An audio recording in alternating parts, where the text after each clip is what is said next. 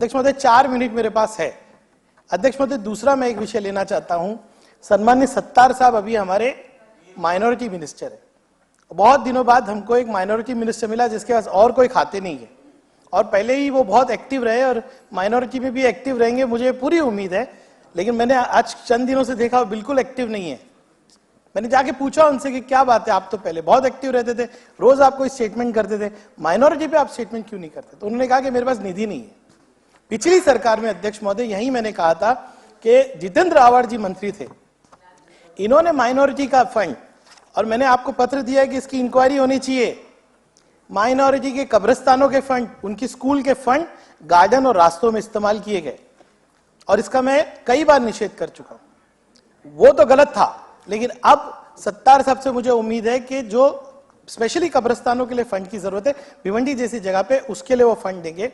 एक मेरा सुझाव है कि डीपीटीसी में एक 5% फंड अगर रिजर्व किया जाए माइनॉरिटीज के लिए, तो जितने कब्रिस्तान के इश्यू है और माइनॉरिटी स्कूल्स के इश्यू है, आप कहते हैं कि मुसलमानों के अंदर जो है अलग अलग प्रॉब्लम्स हैं और कई कई विषय, लव जिहाद, लव लैंड जिहाद, क्या क्या कहते हैं, पर कभी पसमानदा मुसलमान कहते वक्त ये भी सोचते हैं कि आज हमारी स्कूल्स की हालत क्या है?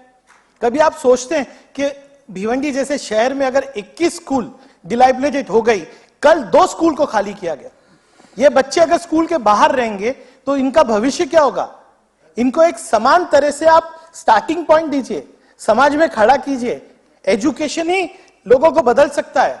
मैं सम्मानीय आपके माध्यम से उप मुख्यमंत्री जी से बिल्कुल इल्तजा करूंगा, गुजारिश करूंगा कि भिवंडी के स्कूलों के हाल को देखिए। मैं 28,000 बच्चों को लेके आऊंगा अध्यक्ष महोदय, इतना मैं परेशान हूं। मैंने मुंबई महानगर पालिका में 10 साल काम किया, अलग अलग मैंने योजनाएं बनवाई, स्कूल्स को रिकंस्ट्रक्ट करवाया, इतना कुछ किया, लेकिन मैं भिवंडी में हैंडीकैप हो जाता हूं क्योंकि मेरे पास फंड्स नहीं है।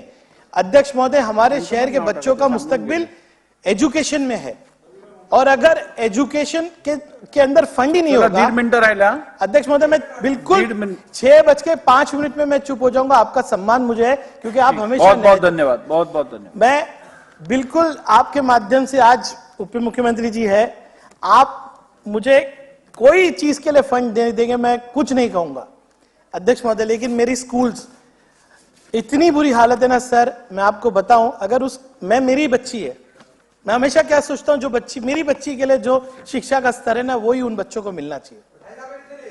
और अगर ये नहीं होता है ना, तो वो बच्चों का पूरा मुस्तकबिल खराब हो जाएगा।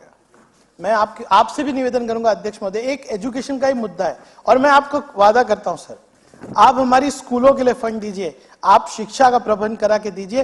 भिवंडी के बच्चे आपको पूरी तरह से हर कंपटीशन में दिखेंगे। वो बच्चे 40 किलोमीटर, आज नासिक रोड की बात हुई, हमारे बच्चे सर उन्हीं हालात में रोज मुंबई आके पढ़ाई करते हैं।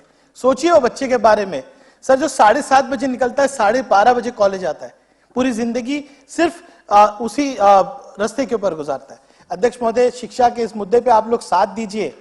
शिक्षा पूरे समाज को बदल सकती है, और ये पसमानदा मुसलमान जो आप कहते हैं ना, ये आपको कहना नहीं पड़ेगा। अध्यक्ष महोदय, आपने मुझे बोलने का मौका दिया, बहुत बहुत धन्यवाद। बहुत बहुत धन्यवाद, बहुत बहुत धन्यवाद।